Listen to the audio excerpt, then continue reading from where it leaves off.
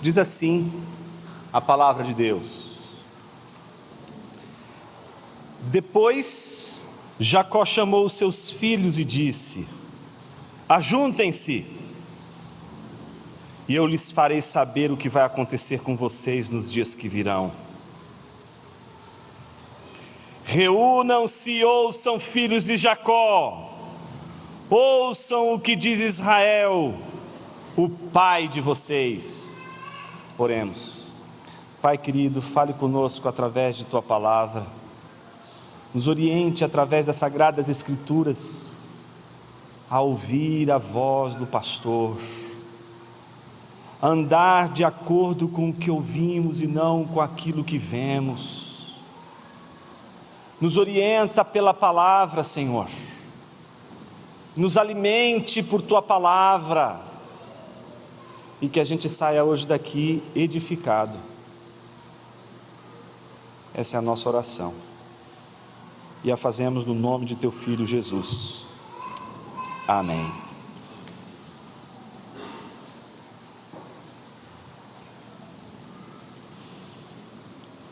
Eu havia dito a vocês, antes de começar o nosso culto, o sermão expositivo não é uma exposição versículo por versículo. E o texto de hoje é a prova de que, se o sermão expositivo fosse a explicação de versículo por versículo, nós estaríamos diante do primeiro texto e seria impossível um pregador explicar versículo por versículo. É o primeiro texto misterioso das Escrituras. É o primeiro texto em que aparece o gênero poético, uma poesia, numa construção extremamente enigmática, que junto com Daniel 7 e o livro inteiro de Apocalipse, fazem cristãos de hoje e de muito tempo atrás criarem as histórias, as crenças, as ideias, as campanhas, as datas da vinda de Jesus, as histórias mais estapafúrdias que você encontrar por causa de textos como este.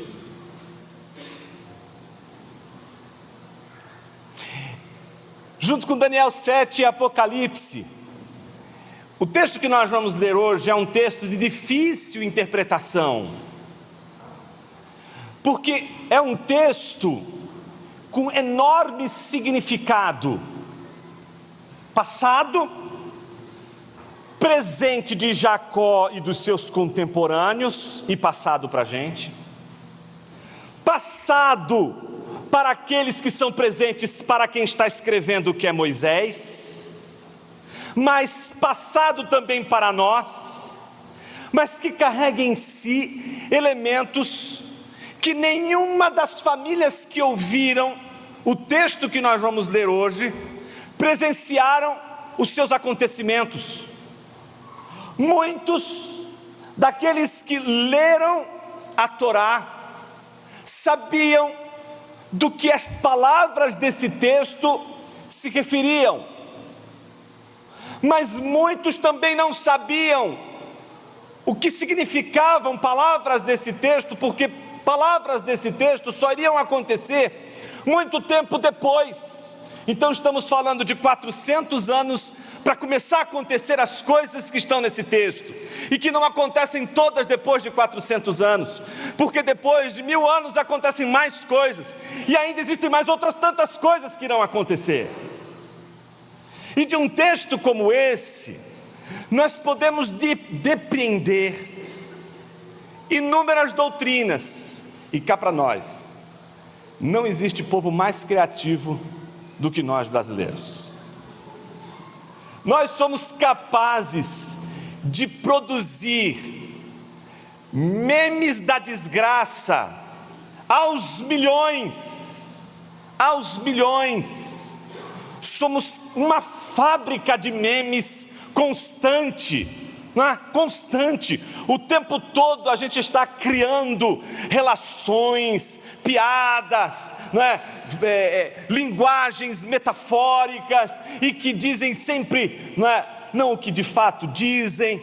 A gente está o tempo todo, de alguma forma, administrando uma herança de criatividade, meus irmãos, que só se compara à estocagem do vento. Esse tipo de situação que faço vocês agora vivenciarem o que eu acabei de dizer, porque vocês só estão rindo por causa disso. Vocês só estão rindo porque isso é a nossa natureza. Criamos o tempo todo, inventamos o tempo todo. E aqui, muito provavelmente, tem algumas pessoas que visitam nossa igreja e que muitas delas não são brasileiras. Muitas delas não são. Às vezes tem um americano, outro que vem aqui. Às vezes tem o pessoal da América Latina, que são os hispânicos, que também vêm aqui. E que, se ouvirem essa história, não vão saber do que se trata. A gente costuma chamar isso de piada interna, né? E é muito chato quando alguém tem piada interna e a gente não sabe, né? Como é que você se sente quando alguém fala alguma coisinha? Eu falei de estocar o vento, todo mundo sabe a que se refere. Não preciso ficar falando muito, né? Porque já sabe o que se refere. Mas muitos, não sou profeta, tenho o nome de profeta, mas não sou profeta. Mas digo que muitos neste recinto tentarão um dia explicar o que significa agora a ficha caiu e não vão conseguir. Vejam que as risadas diminuíram. São as risadas mais roucas, mais velhas, que conseguem ainda entender. Esses dias, estava na reunião de presbitério, a gente estava lembrando do Super Maneco. Quem é que vai lembrar do Super? Tá vendo? Tem um ou outro que vai lembrar do Super Maneco, mas elas vão passando. As imagens, o imaginário, as piadas, os memes, eles carregam tanta história. E se a gente não entende a piada interna, a gente não entende a história.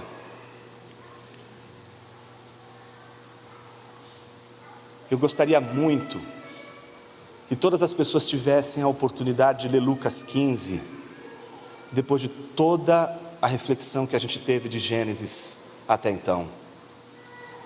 Como é ler Lucas 15, a parábola do pai que tinha 2 filhos, à luz de tudo o que a gente está estudando? A gente só sabe que muita coisa está fazendo sentido quando se traz um anel e coloca no dedo. Quando o menino vai comer as comidas dos porcos e lembra do pai. Se a gente estiver dentro dessa história e conhecer a história, existe, portanto, uma piada interna, vou usar esse termo para não ter outro melhor, mas que exemplifica o que eu estou querendo mostrar para vocês. Que muitos vão saber o que está sendo dito porque estavam presentes, entendiam o que aquilo significava. Mas as gerações vão passando, elas vão passando, e a gente vai perdendo essas referências. Não é à toa que Apocalipse se torna um texto tão difícil e tão atrativo. Não é à toa que Apocalipse é um texto que nos admira, mas ao mesmo tempo nos intriga. Eu não vi até hoje alguém que tenha lido Apocalipse e depois de ler disse assim: caramba, que coisa incrível, minha vida mudou, tudo faz sentido. Eu conheço pessoas que têm medo de ler Apocalipse e perder a salvação. São arminianos, obviamente. Não podia perder a piada. E só riram porque entendem o contexto. Porque se não sabe do que eu estou falando agora, não vai entender o que eu estou dizendo. Não vai saber a referência. Referência é tudo. Se você não tem a referência, como é que você entende o discurso? E se eu dissesse para você que os piores intérpretes desse texto estão hoje aqui, a começar por mim? Porque ele é carregado de referências que são muito distantes da nossa realidade. E que para a gente vai soar como algo tão estranho, tão estapafúrdio, exótico. Mas porque a gente não conhece a referência. A minha pergunta sempre é, quando encontro um texto assim na Bíblia misterioso, que todos os teólogos não conseguem encontrar uma palavra final, é me perguntar por que Deus permitiu esse texto. Eu entendo que é para humilhar a gente, fica tranquilo, eu defendo essa humilhação aí, concordo com você, o texto está aí para humilhar a gente. Mas a pergunta é, por que ela permanece? Eu gostaria de dizer para você nessa manhã, que o texto que nós vamos analisar, que vai do versículo 1 ao versículo 28, é um texto que retrata como tribos que tinham histórias distintas e destinos distintos, todas elas foram parar na mesma terra. São 12 tribos, com 12 histórias, 12 destinos em uma mesma terra. Moisés está terminando o Gênesis, dizendo que o povo de Deus é uma reunião de histórias, de destinos distintos, e todas essas histórias distintas, de pessoas distintas, de famílias distintas, de tribos distintas, vão habitar uma mesma terra.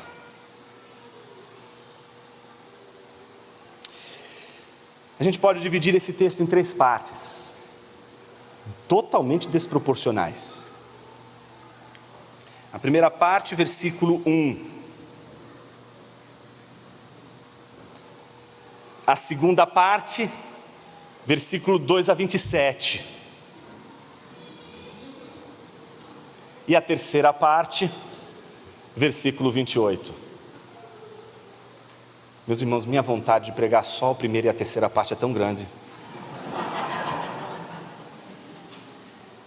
Certo? Então, todas as tentativas da gente explicar o texto começa com o que a gente consegue explicar da maneira mais clara e mais óbvia. Versículo 1. E no final, o versículo 28. Toda a problemática não está no dia que você nasceu e nem no dia que você vai morrer. Está no transcurso de toda a sua vida, que é a parte 2 do nosso sermão. A primeira parte, versículo 1, é a convocação. A segunda parte, que é a maior, ela é o ajuntamento. A terceira parte é a confirmação. Convocação, ajuntamento, confirmação. Quase o processo de entrada numa membresia, não? Convocação, ajuntamento e confirmação das 12 tribos. Comecemos com a convocação. Versículo 1. Depois Jacó chamou seus filhos e disse: ajuntem-se, e eu lhes farei saber o que vai acontecer com vocês nos dias que virão. Contexto: Jacó está acamado,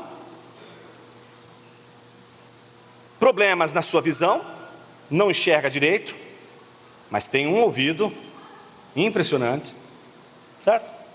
Tem seus 147 anos. Acabou de abençoar o primogênito da sua descendência, que é Efraim. E na sequência, na sua cama, no seu leito, ele convoca para que todas as famílias, para que todos os seus filhos, para que todo Israel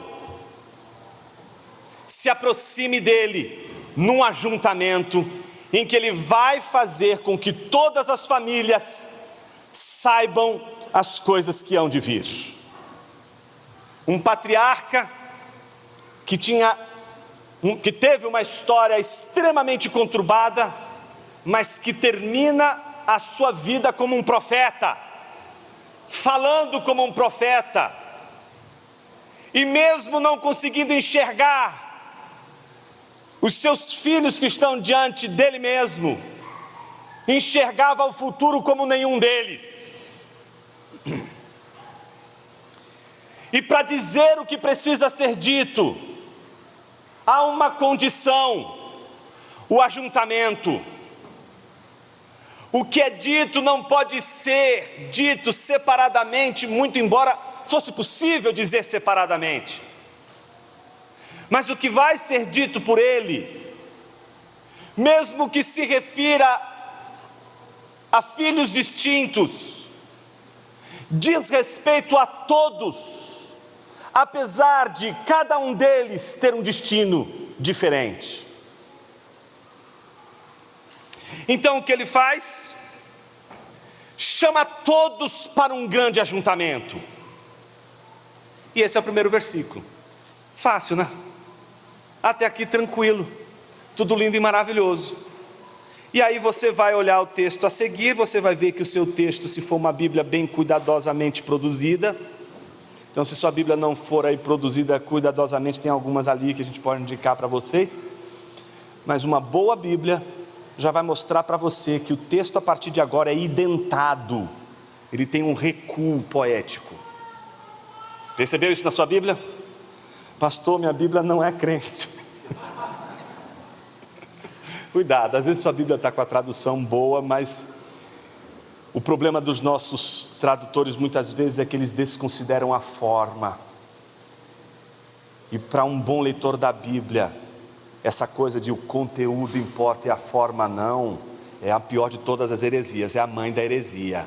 Forma importa para a gente sim, a gente está preocupado com a forma do texto também, porque não nos é apresentado um conteúdo sem forma, não nos foi entregue um Cristo desencarnado, como também não nos foi entregue uma palavra sem forma. Então forma importa. O que vem agora é algo estranhíssimo. O que vem agora nesse texto identado, recuado, é um texto que muda o gênero. Isso significa, primeiro, que nós estamos diante de uma poetização de um evento, muito semelhante ao que acontece com os salmos. Então se você pega, por exemplo, o Salmo 51, belíssimo salmo, do ponto de vista da forma, das aliterações, de toda a combinação das palavras, é uma coisa absurda do ponto de vista da poesia, belíssimo. Mas veja, ele compôs aquilo logo depois que ele teve aquela conversa no pé do ouvido com um profeta que chamou a atenção dele. Lembra o nome dele? Natan, que deu um puxão de orelha dele, dizendo: tu és esse homem. E ele cai em si, percebe que é um pecador. Meus irmãos, eu não conheço ninguém que depois de sair de uma exortação como aquela do Natan, me traz aí um instrumento de 4 cordas, por favor. E eu vou agora fazer a minha oração a Deus depois dessa experiência. E começa: conforme a tua infinita graça, ó Pai, perdoa as minhas transgressões, porque em iniquidade fui formado, e em pecado me concebeu a minha mãe. Não vai. Entende? Isso precisou ter sido elaborado. Isso precisou ser elaborado. Ele viveu aquela oração. Aquela oração, ela saiu de dentro dele com a visceralidade de uma pessoa que reconhece o seu pecado. Só que agora, o Salmo 51 se apresenta para a gente numa forma poética belíssima. E a gente vive fazendo isso. Eu vou dar um exemplo. Eu nunca me esqueço quando o Ademar de Campos, ele contou a história da perda de um filho dele, de um bebê, e que ele leu o livro de Jó. Eu não consigo imaginar que a oração que ele fez logo depois da notícia fosse exatamente o hino que ele compôs e que todo mundo canta. Sabe aquele hino que diz: antes eu te conhecia de ouvir falar. Então, ele não chegou ali, perdeu o bebê e disse assim: me traz o violão aí, filhinha. Vamos lá, traz todo mundo aí, vamos fazer agora. Esse acorde está ruim, deixa eu...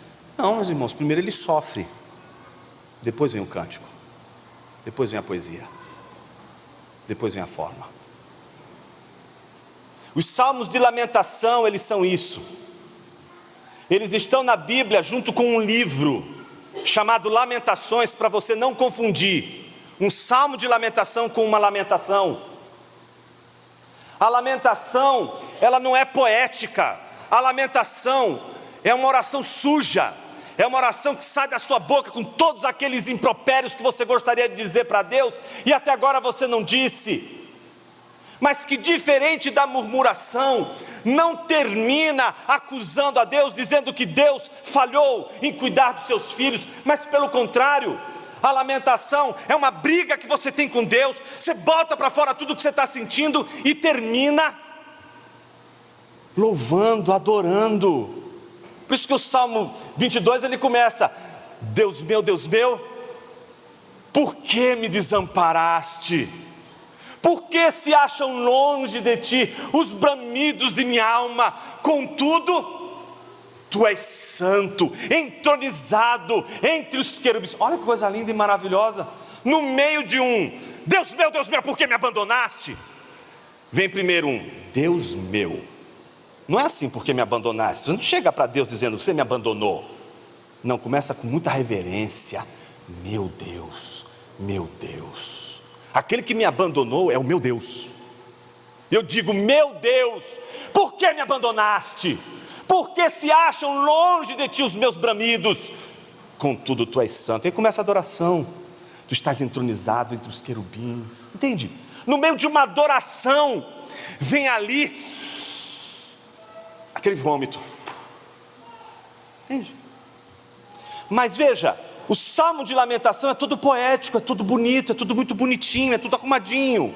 A lamentação de Jeremias é o jorro da discórdia, da intriga, da percepção do possível abandono de Deus, mas ao mesmo tempo com a confiança de que o Senhor sabe todas as coisas.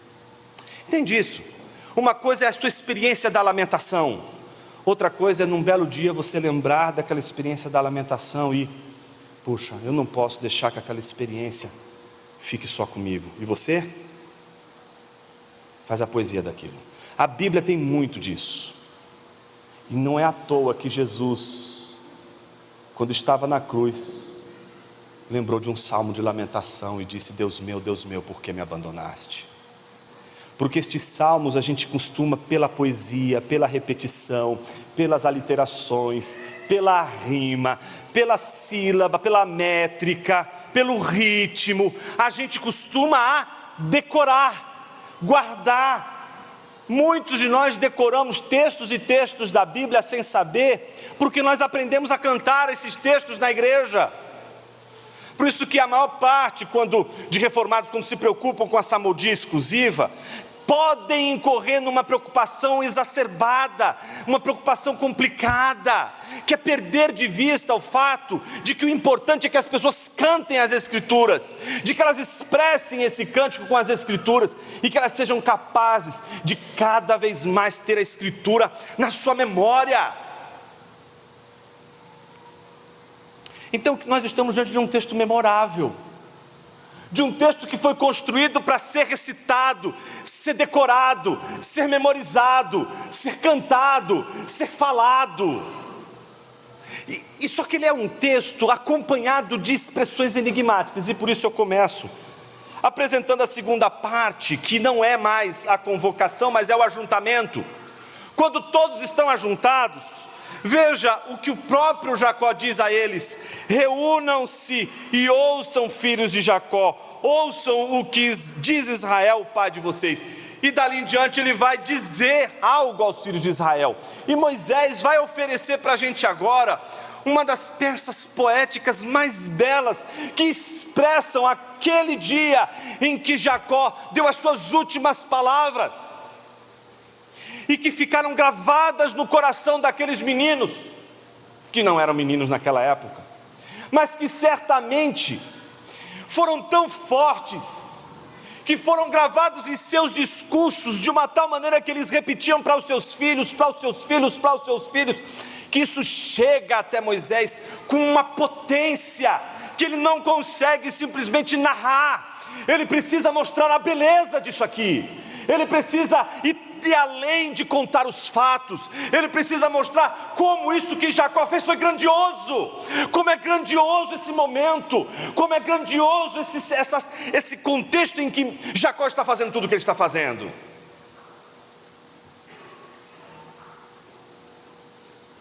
Num primeiro momento, os versículos 2 a 27, pensando que o 2 é apenas aquele exórdio que abre o poema. Começando do versículo 3 até o 27, nós vamos ver uma sequência que pode ser interessante para analisar esse poema. Dos versículos 3 a 15, profecias direcionadas aos 6 filhos de Lia. Versículos 16 a 21, justamente no centro do poema, os 4 filhos das concubinas, Bila e Zilá. E por fim, dos versículos 22 a 27, os 2 filhos de Raquel, José e Benjamim. Então o que a gente teria? Os 6 filhos de Lia, os 4 filhos das concubinas e os 2 filhos de Raquel. Ou seja, o poema são os filhos de Jacó. Além disso, o que nós vemos é que após o terceiro filho, que é Judá, todos os outros filhos serão de alguma forma abordados numa comparação com animais, com elementos da natureza ou com o significado de seus próprios nomes. Mas apenas 2 nomes possuirão uma ênfase maior. Primeiro, Judá, e o segundo, José. Se você já leu esse texto, você sabe que as 2 partes maiores é a parte dedicada a Judá e a parte dedicada a José. E com isso nós teríamos 2 partes que uma outra maneira de conceber entenderia que o centro do poema está numa oração. No meio de uma profecia, Jacó resolve fazer uma oração. E a gente já sabe que de oração ele entende, né? E a gente vai ver que no meio dessa oração, ele apresenta um clamor que separa, justamente no centro, onde estão os filhos das concubinas, as 2 linhagens. São inúmeras as possibilidades, mas o que interessa para a gente? Aquilo que a gente consegue captar, aprender do poema. Observe, se nós partirmos dos 6 primeiros filhos de Lia, dos 6 primeiros filhos de Jacó, que são os filhos com Lia, do versículo 3 a 15, o que nós vamos encontrar? Primeiro, nós vamos encontrar Rúben. Observe o versículo 3. Você é o meu primogênito, minha força e as minhas primícias do meu vigor, o mais excelente em dignidade e o mais excelente em poder. Impetuoso como a água, você não será o mais excelente, porque subiu ao leito de seu pai e o profanou. Você profanou a minha cama. Ele está dizendo isso na cama dele, olhando para Rúben. Agora observe, ele olha para Rúben e faz como a maior parte das cartas de Apocalipse fazem quando vão repreender as igrejas. Primeiro, olha, você fez isso de bom, olha, você fez isso de interessante, foi muito bom, você é corajosa. Tenho, porém, contra ti, aí vem, abandonaste o primeiro amor, foi seduzido por Jezabel, e todas aquelas desgraceiras todas que a gente vê acontecendo nas 5 cartas, digamos assim, que foram basicamente execradas, exceto a carta de Efésios e a carta de Esmirna, que recebem apenas elogios. Desculpa, Efésios não, a carta de Esmirna e Filadélfia. Então veja, primeiro ele começa elogiando, dizendo: Rúben, você é excelente, você é forte, você é vigoroso, é o mais excelente em poder, dignidade, você é o meu primogênito. Certo? Mas na sequência, você tinha tudo: força, poder, excelência, vigor, por direito você era primogênito. Mas o problema é que para liderar esse povo, eu não preciso dessa mão impetuosa, intempestiva, eu não preciso preciso de alguém que governe, que lidere esse povo com o mesmo fulgor que você coordena e que você lidera. Ou seja, Jacó está dizendo ao seu filho que a liderança dele é uma liderança intempestiva, é uma liderança não só intempestiva, porque faz o que lhe dá na cabeça, mas porque ele é intempestivo, ele também é imoral. Lembra o pecado dele, lembra que justamente foi Rúben que se deitou com uma das concubinas de seu pai, na mesma cama em que seu pai se deitava com a concubina.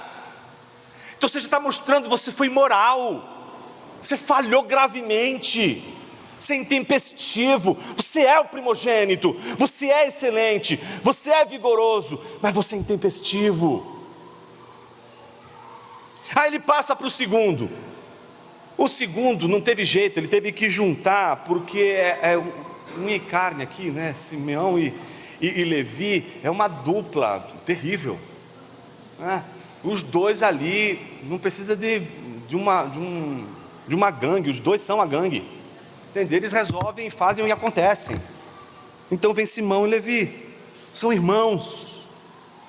Suas espadas são instrumentos de violência.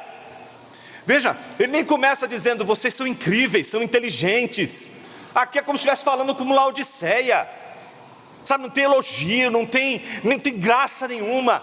É simplesmente dizendo, vocês são violentos, sanguinários, que a minha alma não entre no conselho deles, que a minha glória não participe do seu agrupamento, porque no seu furor mataram homens e na sua vontade perversa mutilaram touros. A gente não sabe dessa história porque estava lá, mas aqui, não só eles mataram ao fio da espada os habitantes de Siquém, porque eles haviam raptado Diná, como a crueldade está no fato de pegar os touros, os bois daqueles que eram os homens de Siquém e simplesmente mutilar, cortar as suas patas, por pura maldade.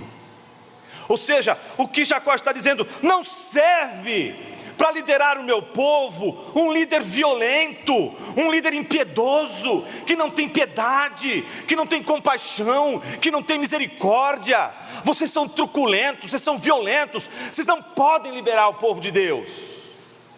Vocês não podem liderar essas 12 tribos, vocês são violentos demais, são impiedosos. Maldito seja o seu furor, pois era forte, e maldita seja a sua ira, pois era intensa. Eu os dividirei em Jacó e os espalharei em Israel. E é isso que vai acontecer com eles. Depois você lê com calma o livro de Crônicas, a partir do capítulo 4, 5, você vai ver os destinos de todos eles. E é o que vai acontecer com eles, divididos. E aí chegamos no terceiro filho de Lia, que é Judá. Judá, junto com os outros irmãos, estavam no dia em que eles planejaram a morte de José. E foi por causa de Judá que não mataram José e que venderam José para o Egito. Mas Judá estava envolvido até o pescoço com as maldades desses irmãos. Mas nós vimos o arco redentivo de Judá. Judá é aquele que poderia seguir o mesmo caminho dos seus outros dois irmãos, mas ele mudou. Ele resolveu seguir um outro caminho.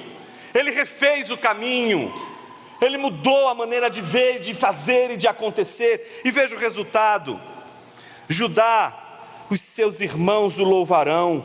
A sua mão estará sobre o pescoço dos seus inimigos. Os filhos de seu pai se inclinarão diante de você. Pronto, chegamos àquele que na tribo de Judá vai liderar. Aquele que vai governar. Aquele que, segundo as ordens de Deus, deveria ser a tribo responsável pela liderança, porque é uma liderança marcada, em primeiro lugar, pelo poder. Eles têm poder, eles têm força, eles têm a espada em suas mãos, eles têm a validação, porque os irmãos se inclinam diante dele. Mas o que é mais curioso, Judá é comparado a um leãozinho. Judá é um leãozinho, da pressa você subiu, meu filho. Ele se achega e se deita como leão e como leoa. Quem o despertará? Faz um bilu-bilu na cara do leão, para você ver o que acontece com você quando estiver dormindo. Não é? Você olha aquele bichinho, né, peludo, todo fofinho. A Aslan. Faz o bilu-bilu na cara do Aslan. É isso que o Lewis dizia. Por que ele escolheu Aslan? Porque Aslan, primeiro porque era um nome árabe, de origem árabe. E ele queria mostrar que esse Aslan, ele tinha de ser semelhante ao que é descrito na Bíblia como o leão da tribo de Judá. Que você olha e é imponente, é afável, você tem vontade de estar perto dele. Mas quando ele ruge, quando ele mostra as garras, não é o gatinho da sua casa de estimação, não é o seu petzinho, não. Tá certo? Por isso que a imagem do leão é a imagem que o Spurgeon tratava ser também a do Evangelho. O Evangelho é como um leão. E um pregador, a única coisa que tem de fazer é abrir a jaula e deixar o leão fazer o resto. É o leão que fere. A imagem do leão ferindo Eustáquio pelas costas e com as suas garras ferindo até atingir o coração, mostra que esse leão, o encontro com esse leão é um encontro doloroso. Ele é gracioso, ele é redentivo, mas ele é doloroso. Não tem como tirar a flecha sem quebrar e fazê-la atravessar para sair do outro lado. E esse momento de dor é aquilo que caracteriza esse leão que assusta por ser de um lado tão gracioso, mas do outro lado assustador, fatal. O curioso, versículo 10, o cetro não se afastará de Judá, nem o bastão sairá de entre os seus pés, até que venha Siló, e eles obedecerão os povos. Ele amarrará o seu jumentinho à vide, e o filho da sua jumenta à videira mais excelente. Lavará as suas roupas no vinho, e a sua capa em sangue de uvas, e os seus olhos serão cintilantes de vinho, e os seus dentes serão brancos de leite. Está claro, não, irmãos? Não? Sabe quem é Siló? Não sei. Não dá para saber. Siló pode ser o nome de alguém. Siló pode ser um nome que se refere a um rei que se espera. Siló pode ser o Jesus que veio. Siló pode ser o Jesus que virá. Siló é que nem estocavento, só entende quem sabe a referência. Só entende quem sabe o que aquelas palavras de fato significam. Mas o que importa para a gente é que mesmo sem saber quem é Siló, o que a gente sabe? Do contexto, a gente sabe que esse leão, ele vai representar a realeza de Israel. E se existe um reinado, esse reinado será sempre por Judá. Uma das coisas que faz o povo de Israel cair é a divisão em dois reinos. Quando Israel é dividida, Jesus chega a usar como exemplo que reino dividido, pedra sobre pedra não subsiste. Israel não foi feita para ser dividida, tem de estar submissa ao reinado, à realeza de Judá. Esse era o ponto. Não só os povos obedeceriam aos seus pés, estariam aos seus pés e obedeceriam, mas o que é curioso, este leão amarrará o seu jumentinho à vide. Jumentinho aqui nessa época, tenta entender que é sempre um animal de carga, um animal de força. Não tenta associar o jumentinho àquela ideia que a gente às vezes usa para se referir a entes desprovidos de inteligência.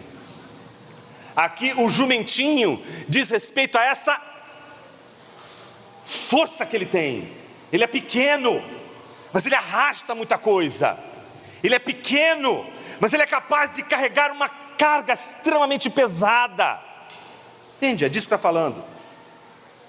Ou seja, essa geração de reis não é uma geração de reis que não carregam. Eles carregam coisas. Eles carregam coisas em seus ombros e são capazes de carregar isso com a responsabilidade, força e vigor de um jumentinho.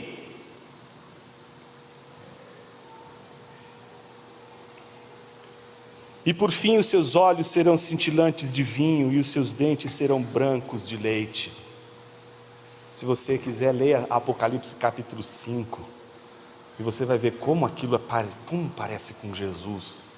A descrição toda que João vai fazer de Cristo. O leão da tribo de Judá que venceu e abriu os 7 selos. Mas isso é o sermão de Apocalipse, vai chegar lá.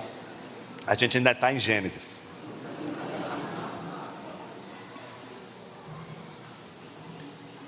Pronto, chegamos à parte mais forte do texto, Judá. E o que é mais importante precisa saber aqui? Que este poema, apesar dos inúmeros enigmas que existem aqui, aquilo que ninguém disputa, isso é que interessa para a gente. Que Judá foi escolhido para ser o líder, não para ser o primogênito, para ser o líder. Ele foi escolhido para governar, mesmo não sendo primogênito. Na sequência, o que a gente vê? A partir do versículo 13, nós vemos Zebulon e Issacar, certo? Se você veio acompanhando comigo a leitura até agora, você percebeu que ele está seguindo a ordem do nascimento, né? Primeiro veio Rúben, depois Simeão, Levi, depois Judá. Aí agora, o que aparece? Zebulon e depois Issacar. Se você vem acompanhando, você sabe que quem vem primeiro é Issacar e depois Zebulon. Por quê? Não sei. Qualquer pessoa que disser para você que sabe, está mentindo. Qualquer pessoa que disser para você, não, tem uma explicação para isso, só vai poder dizer para você o seguinte: olha, parece que pode ser isso, que pode ser aquilo, mas para saber mesmo, é que nem se tocar o vento. Tem que saber a referência. E para essa conversa, a gente ainda não foi chamado. Certo? Então o que a gente sabe? Que inverteu. O que a gente pode tirar daí? Algumas coisas são interessantes. Por exemplo, Zebulon habitará na praia dos mares e servirá de porto para navios, e a sua fronteira se estenderá até Sidom. Incrível isso, né? Se você tem um mapa da Bíblia aí, você abrir agora, você vai... Como assim uma praia no meio da terra prometida? Eu sei que tem muita coisa, mas praia? O mar, não, Renan, fica do outro lado. O mar fica do outro lado, está no Mediterrâneo, está em outro... Ali o máximo que eles podem é pegar ali um laguinho, um riozinho, vocês vão encontrar. O que está fazendo esse povo no mato? O que o Zebulon, a tribo de Zebulon, virou praiana? Muitos entendem que eles não vão para a praia, eles não vão para uma região praiana, mas entendem que eles vão se tornar os grandes comerciantes. Eles são uma tribo pequena, mas é uma tribo que, quando a gente encontra as passagens que eles são referidas, eles estão sempre comercializando. E então eles estão sempre nas rotas marítimas. Eles não estão nas praias, mas eles recebem todas as mercadorias que vêm do mar. Tudo aquilo que vem do mar passa por eles. Eles são os grandes, digamos assim, mercadejantes dentre as tribos. Do outro lado, e você vê, né, dizendo: e habitará na praia dos mares e servirá de porto para os navios, e a sua fronteira se estenderá até Sidom. Se você pegar aí no mapa, você vai ver, não, isso aqui está estranho. Só está estranho se você entender que eles de fato estavam morando no meio do mar. Mas se você entender que eles estão na rota, na fronteira, recebendo tudo que vem do mar, como se fosse uma espécie de porto, aí você vai dizer: ah, agora eu estou entendendo, então eles estão na terra. Porque tudo é para saber se eles estão na terra ou não. E uma coisa eu posso garantir para você: podemos não saber quem vem primeiro aqui. Por que veio primeiro Zebulon? Mas o que a gente sabe é que Zebulon, a tribo de Zebulon, estava na terra de Canaã. Segundo, Issacar. E veja como é importante explicar, né, o jumento, né? Senão isso aqui se transforma em um jumento agora, né? Issacar é jumento. Olha só, muitas pessoas estão aqui com aquele segurando, né? Ele é jumento, querendo rir. Na quinta série vem com força agora. Ninguém riria em Israel, porque Porque eles não associam jumento à falta de inteligência. Essa referência é nossa, não é deles. A referência, para a gente entender o que significa isso aqui é um elogio, a gente precisa entender que a referência deles para jumento não é a mesma que a nossa.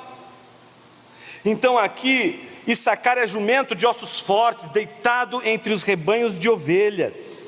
Viu que o repouso era bom e que a terra era deliciosa, baixou os ombros à carga e sujeitou-se ao trabalho escravo. Primeiro, Issacar, ele é forte, ele é capaz de carregar intensas cargas, como a gente viu no caso de Judá, os da tribo de Judá, mas diferente da tribo de Judá, eles não são reis, eles são escravos. Eles possuem uma mentalidade, possuirão uma mentalidade de submissão muito forte.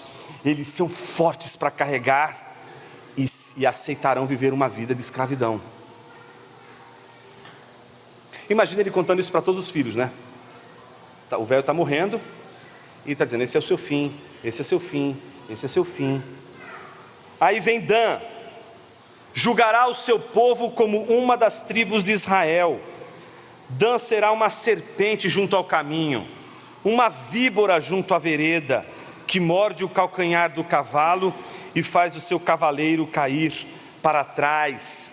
A tribo de Dan fica, e essa região ela fica bem mais para cima, é até onde a gente consegue ir hoje, e depois ali, aí são os, né, aqueles que dominam o outro território ali, não são muito bem, não olham com olhos bem-vindos para quem vai atravessar aquelas fronteiras. Mas quando você chega na terra de Dan, ela é interessante por várias coisas. Porque é possível, se hoje você for ao sítio que tem lá, é uma coisa incrível isso. Você está saindo de uma região árida, exatamente árido, terra seca aqui. Você faz isso aqui, você está num jardim, você está em grama, verde, florido. Você vê aquele verde que você fala: como explicar algo tão assim, preto no branco? Como explicar algo assim tão deserto e ao mesmo tempo um verde, um vigor, uma força, um rio que corre com uma força impressionante? Esse é o lugar onde os danitas viverão.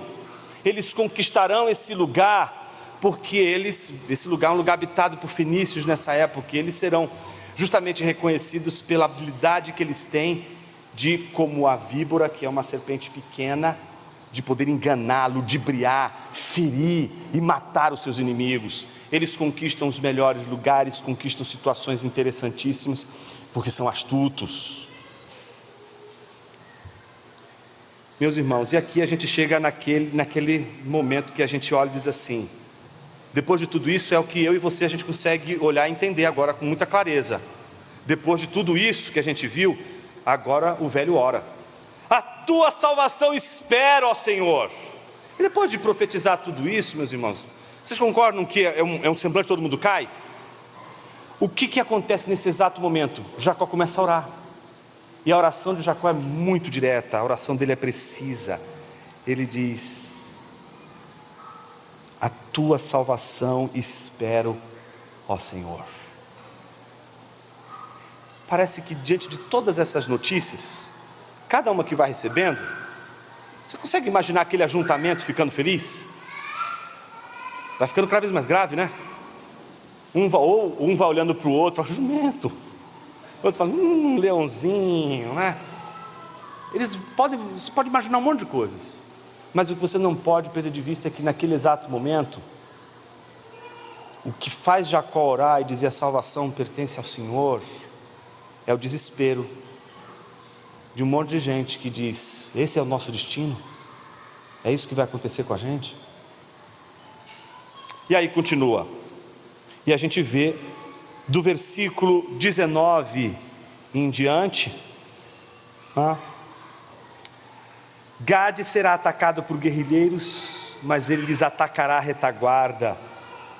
Ou seja, ao mesmo tempo que recebe o ataque de guerrilheiros, a promessa é de que Gade vai atacar a retaguarda, ou seja, vai ser inteligente na estratégia, mais rápido na estratégia.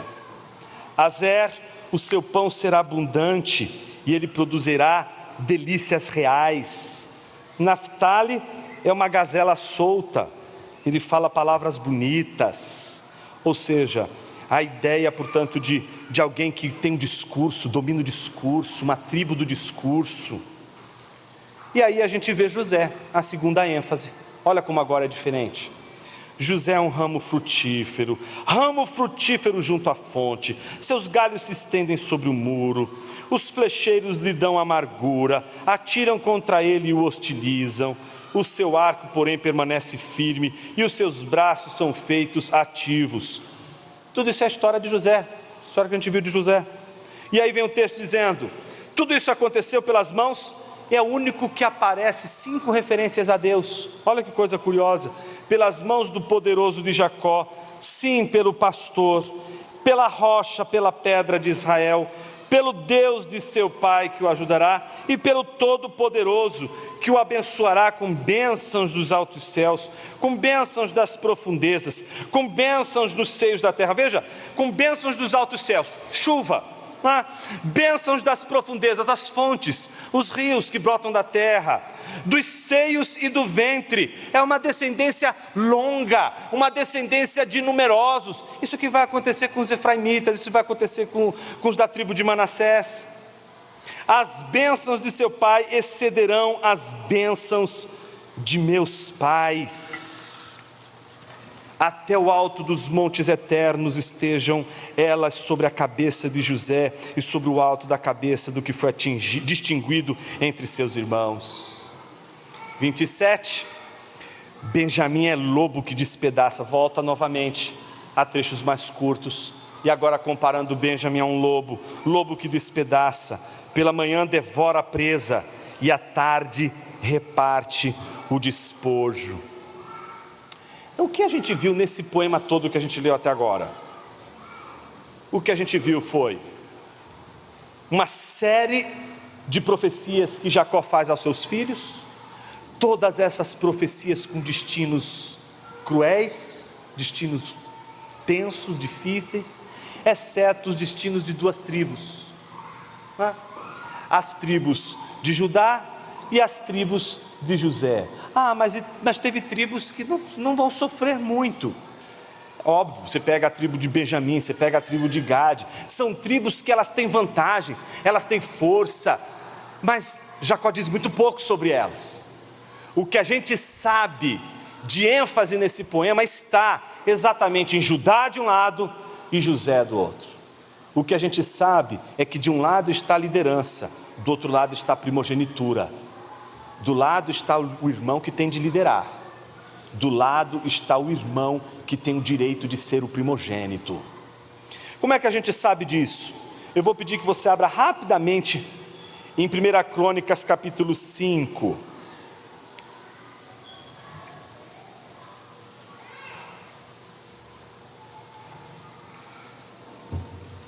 Versículos 1 a 3. Quanto aos filhos de Rúben, o primogênito de Israel, e aí uma reticência, né? Que vem a correção. Pois Rúben era o primogênito, mas por ter profanado o leito de seu pai, o seu direito de primogenitura foi dado aos filhos de José, filho de Israel, de modo que na genealogia, Rúben não foi contado como primogênito. Judá, na verdade, foi poderoso entre seus irmãos, e dele veio o príncipe, mas o direito da primogenitura foi de José. Os filhos de Rúben, o primogênito de Israel, foram estes: Enoque, Palo, Esrom e Carme. Então observe, o que nós sabemos é que Judá vai encabeçar a liderança, mas por outro lado, a primogenitura, ela estará entre os filhos de José. Mas os filhos de José é o mais novo, não é o mais velho que será o herdeiro, que será o primogênito. O mais velho servirá ao mais moço. Então, quando a gente vê toda essa trama colocada, ainda que seja numa poesia, e a gente diz assim: tá, Jonas, eu achei informações interessantes, consegui saber o nome das 12 tribos, vi a confirmação de tudo isso e etc. Mas, e o que eu faço com todas essas informações? Observe como termina o texto. Ele é muito significativo. A terceira e última parte. Então o que nós vimos? Na primeira parte, a convocação. Na segunda parte, o ajuntamento. A gente viu cada um dos filhos de Jacó recebendo suas devidas profecias, recebendo ao mesmo tempo os encorajamentos quando eles cabiam. E em terceiro lugar, nós vemos a confirmação. Essa confirmação, ela parte do narrador Moisés, que diz: são estas as 12 tribos de Israel, e isto é o que lhes falou seu pai quando os abençoou. A cada um deles abençoou segundo a bênção que lhe cabia. Agora a gente encerra a nossa exposição com o último versículo, que diz: segundo a bênção que lhe cabia. O que cabe a cada um desses filhos? O que cabe a Rúben? O que cabe a Simão e Levi? O que cabe a Judá? O que cabe a José? O que cabe a Benjamim? O que cabe aos 12 filhos de Jacó? Tudo nós vimos. Cabe a eles uma série de tarefas. Cabe a eles uma série de missões. Cabe a eles também uma série de dificuldades. Cabe a eles uma série de destinos distintos. Mas a todos eles, a bênção. Em nenhum momento, esse ajuntamento é um ajuntamento de alguém que está amaldiçoando os seus filhos. É interessante isso, porque alguém poderia chegar no final dessa passagem e dizer assim: Jonas, eu estou diante de um pai que está amaldiçoando os filhos, é isso? O cara está morrendo e está fazendo isso com os filhos, por que ele está fazendo isso? No primeiro momento, a nossa tentação é olhar para esse texto e não ver bênção nenhuma nele. Olhar para ele e dizer assim: olha, eu não estou entendendo, eu sei que eu perdi muita referência. Sou um brasileiro que vive em outro século, em outro contexto. Eu sei que eu não vou pegar muita coisa que está aqui. Sei que tem coisa aqui que está se referindo ao que ainda vai acontecer, coisas que já aconteceram. Mas como entender que esse texto se trata de uma bênção? Como entender que esse texto está sendo um texto em que a boa medida está sendo exercida? E para esse fim eu queria convidar você a, em primeiro lugar, observar que esta confirmação é a confirmação apenas daqueles que entrarão na terra. A bênção maior é exatamente possuir a terra. Todos eles entrarão naquela terra. Todos eles possuirão aquela terra. Aquela terra foi dada a esses povos, foi dada a essas tribos. Mas o caminho de cada uma dessas tribos será um caminho diferente. Eles herdarão a terra, mas os destinos serão diferentes. As vidas e as histórias deles serão diferentes. Veja, daqui, deste ponto em que eles estão, até a entrada na terra, são 400 anos. 400 anos em que cada uma dessas tribos reviverão suas histórias, reviverão os seus momentos. E eu lhes faço uma única pergunta nesta manhã: quem de nós é capaz de saber a história de cada um dos filhos de Jacó durante esses 400 anos? Existe algum livro que conte a história de cada um destes povos que durante esses 400 anos no Egito viveram sob o domínio de Faraó? O que você pode me dizer sobre eles? O que esse texto diz sobre muito mais anos em que crentes de todas as épocas e de todos os lugares, que não foram citados nesse texto, e dos quais nós fazemos parte, onde nossa história está em tudo isso? Quem vai contar as nossas histórias? Observe a sua história, como a sua história se encaminha nessa história toda. É isso que a gente se pergunta a cada sermão aqui, como a minha história tem a ver com essa história toda. E é aqui que a gente vê um movimento impressionante, que caracteriza de um lado o povo de Deus, seja o da velha aliança, seja o da nova aliança. É um povo que não se reúne sem antes ser chamado. É um povo que se ajunta, mas só depois de ser convocado. É um povo que mesmo depois de chamado, mesmo depois de convocado, é inquirido a se reunir, e se reúnem, e se ajuntam, para receber no fim, uma confirmação. Que confirmação é essa? A de que todas as bênçãos proferidas a Deus, proferidas por Deus aos pais, Abraão, Isaque e Jacó, pertencem agora a todas essas tribos, não importam as suas histórias. Se você ainda não entendeu, a minha pergunta para você é uma só: o céu é para quem? Para quem é o céu?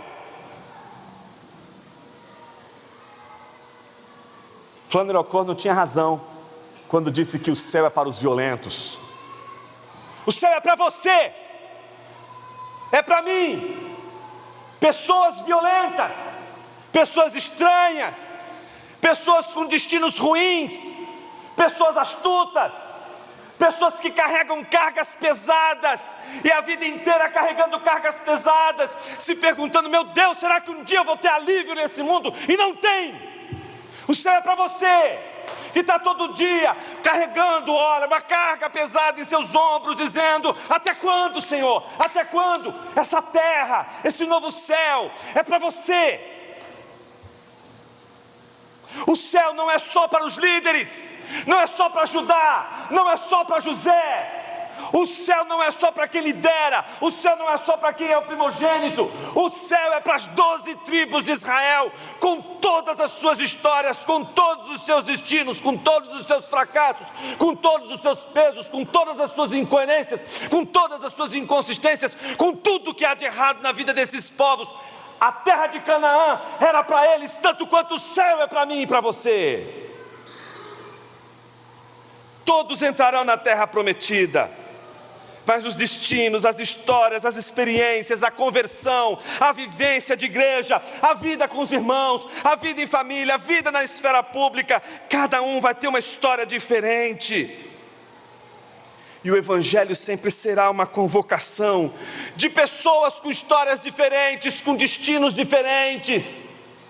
O tempo todo o Evangelho está convocando o povo de Deus a se reunir para ouvir mais uma vez a palavra de Deus, que diz: há um céu para todos vocês, não importa qual seja o seu destino, não importa qual seja a sua origem, não importa o que você fez de errado, não importa o que você fará de errado, não importa o que te aconteceu, não importa o que te acontecerá, não importa se a sua vida durante todo o percurso dessa vida foi leve, não importa se todo o percurso dessa sua vida foi pesada, foi triste, foi dolorosa, o céu é para você, que foi convocado, reunido e confirmado. Como é que a gente tem a nossa confirmação? Jonas, eu quero uma confirmação, eu quero esse céu para mim. Porque é o céu a única coisa que vai fazer você carregar essa pedra todos os dias de manhã, sabendo que ela é pesada demais, sem nenhuma esperança que um dia essa pedra seja demovida de você. Muitas pessoas acham que vai chegar o grande dia em que elas serão totalmente libertas do peso enorme que elas carregam. E às vezes esse peso é o próprio Deus que colocou nos seus ombros, porque é a maneira dele te conduzir até os céus. Mas Senhor, por que o Senhor está me tratando assim? Por que o Senhor está me tratando como Dan? Por que o Senhor está me tratando como Issacar? Por que o Senhor está me tratando como Rubem? Por que o Senhor está me tratando? Eu queria ser tratado como Judá. Eu queria ser um leãozinho. Por que o Senhor não me trata como Benjamim, um lobo, capaz de destroçar todos aqueles que vêm à sua volta? Mas o Senhor foi e me transformou num jumentinho. Por que o Senhor me tratou desta forma, deste jeito? Por que o Senhor não me trata de outra maneira? Por que o Senhor não faz a minha história ser uma história diferente?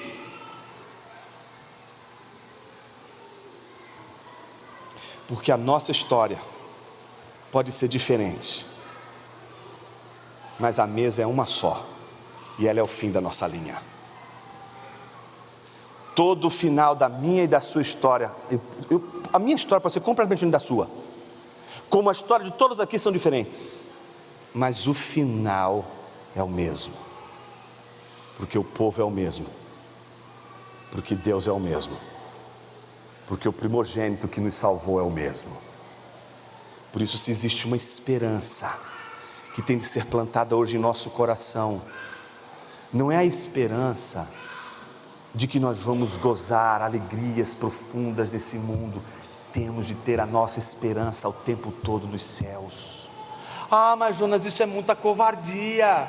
É como se eu tivesse que aceitar a minha vida, a viver uma vida debaixo de dores e de sofrimentos, de angústia, de tormento, e eu não quero. Meus irmãos, eu não conheço ninguém que está sofrendo que diga assim: eu quero. Você não é a única pessoa. Você está acostumado a olhar pessoas e a ver pessoas pelo Instagram, a ver pessoas pelos seus olhos. Mas a maior bênção da sua vida vai ser quando você fechar os seus olhos e descobrir que todas as pessoas à sua volta sofrem como você sofre, carregam pesos como você carrega, e que nós temos uma tendência maligna a fugirmos apavorados da realidade sofredora que temos de enfrentar dia após dia, buscando uma caverna para nos esconder, porque a gente é o único que acha que está sofrendo nesse mundo, para no fundo da caverna ouvir a voz de Deus dizendo: o que você está fazendo aí? Eu estou aqui sofrendo, eu sou o único que permaneceu firme, e o Senhor não foi fiel comigo. Falei assim: e os outros tantos que não se dobraram diante de Baal e estão lá? O que eles estão fazendo? Por que você não está lá? Tem mais gente sofrendo. E o que você está fazendo aí? Às vezes a gente acha que nós somos os únicos que estamos sofrendo, e é muito difícil a gente observar o nosso sofrimento a partir do viés da nossa própria dor. E a pior maneira de você tentar lidar com a sua dor é você simplesmente olhar para a sua dor achando que a sua dor pode ser compreendida com o seu próprio olhar. Usando aqui os termos do Thomas Nagel, você sabe como um morcego percebe o mundo? Você não sabe explicar um poema da Bíblia, vai saber como um morcego enxerga o mundo? Como um morcego vê? Primeiro que ele é cego. Ele é cego mesmo? Ou seja, Thomas Nagel está dizendo o seguinte: às vezes a gente acha que a gente pode se colocar no lugar do outro, e a gente pode dizer essa palavra, maldita palavra: eu sei o que você está sofrendo. Não sabe. Isso é retórica, oratória baixa, às vezes carregada de boas intenções, para dar um bom conselho. E às vezes a gente faz isso mesmo. Eu sei o que você está sofrendo. Por quê? Você perdeu um filho, eu também perdi um filho. Não! Você não sabe. Você não tem como saber a medida do sofrimento de uma pessoa. Você não tem como saber. Você pode dizer o seguinte: eu imagino, eu faço uma elucubração do que você está sofrendo, mas eu não posso dizer eu sei. Você pode imaginar, eu posso imaginar a sua dor, eu posso tentar aqui, de alguma forma, formular, mas eu sei que eu não tenho como dizer o que você está sofrendo, porque ninguém pode, ninguém consegue ter dimensão do sofrimento alheio. Você, só você, sabe o tamanho da sua dor, e por isso é só você que acha que Jesus cuidou do outro, não cuidou de você, porque o outro está bem e você não. Eu quero convidar você a olhar mais uma vez para esse poema e perceber que aquelas 12 tribos receberam as bênçãos de acordo com tudo aquilo que tinha uma ordem, um ordenamento divino. O texto é claro quando diz: e cada um deles abençoou segundo a bênção que lhes cabia. Eu pergunto a você mais uma vez: o que te cabe? O que é proporcional ao seu sofrimento? O céu jamais será proporcional à nossa dor. O céu nunca será do tamanho da nossa dor. O céu será sempre a maior de todas as bênçãos, e por isso é o nosso final feliz, por isso é a nossa linha de chegada. E por isso um crente que não tem céu não faz nada pela terra. Os que menos pensam no céu são os que menos se preocupam com o que acontece no mundo. Os que mais têm a sua mente nos céus, os que mais esperam o céu, os que mais sonham com o céu, são aqueles que mais fazem pela terra, porque justamente não esperam da terra o que só o céu pode dar.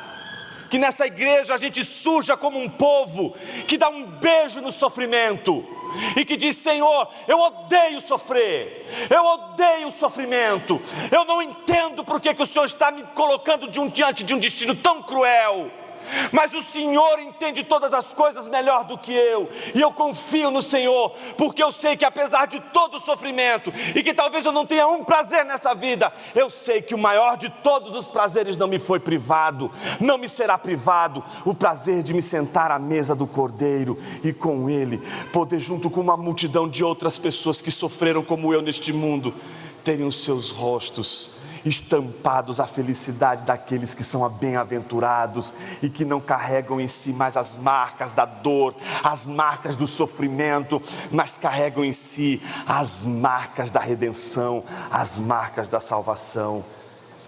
Minha pergunta para você nesta manhã continua sendo a mesma: o que te cabe? Onde está o céu na tua história?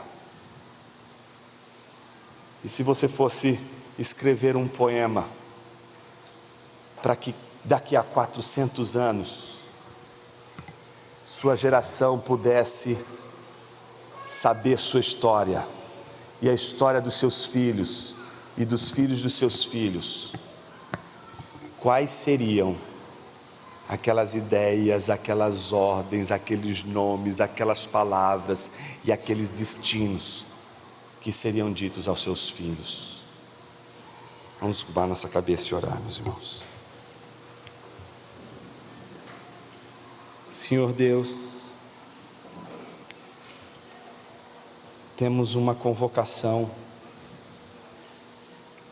temos um ajuntamento e temos uma confirmação.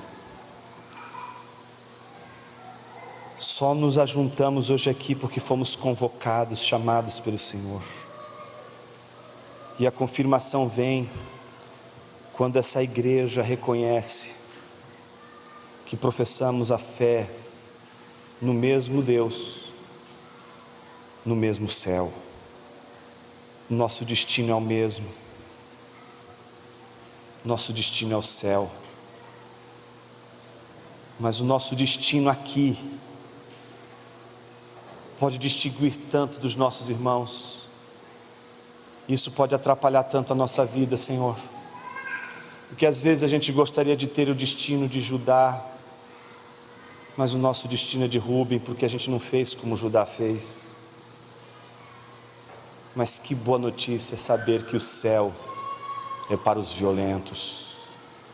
O céu é para gente que também erra, que falha, e que falha miseravelmente. Oh Deus, como é bom saber que o céu não é para gente perfeitinha, que o céu não foi feito para anjos, porque nele os anjos já habitam. Que bom saber que o céu é para pecadores como a gente é. Que bom saber que o céu é para gente que carrega um fardo tão pesado e que encontra no Senhor aquele que diz: vinde a mim todos os que estão cansados e sobrecarregados, que eu vos aliviarei. É nessa promessa que nós confiamos, que por mais que a nossa jornada seja uma jornada sofrida, que a gente possa ser fiel até o fim, sonhando com os céus, porque é isso que nos faz resistir cada dia mal debaixo deste sol que o Senhor nos deu para viver. Ajude-nos, Senhor, a encontrar nas bênçãos que Jacó deu aos seus filhos, não a clareza dos conceitos, das ideias, dos enigmas, das frases enigmáticas, mas a entender o sentido desse texto no todo da revelação, que não é outra coisa senão a confirmação de um povo que foi escolhido para ter o mesmo fim, muito embora tenha destinos distintos. Que o Senhor nos ajude, Pai, a descobrir que a terra será nossa, a despeito das nossas histórias serem tão distintas. Essa é a nossa oração hoje e sempre. No nome de Jesus oramos. Amém.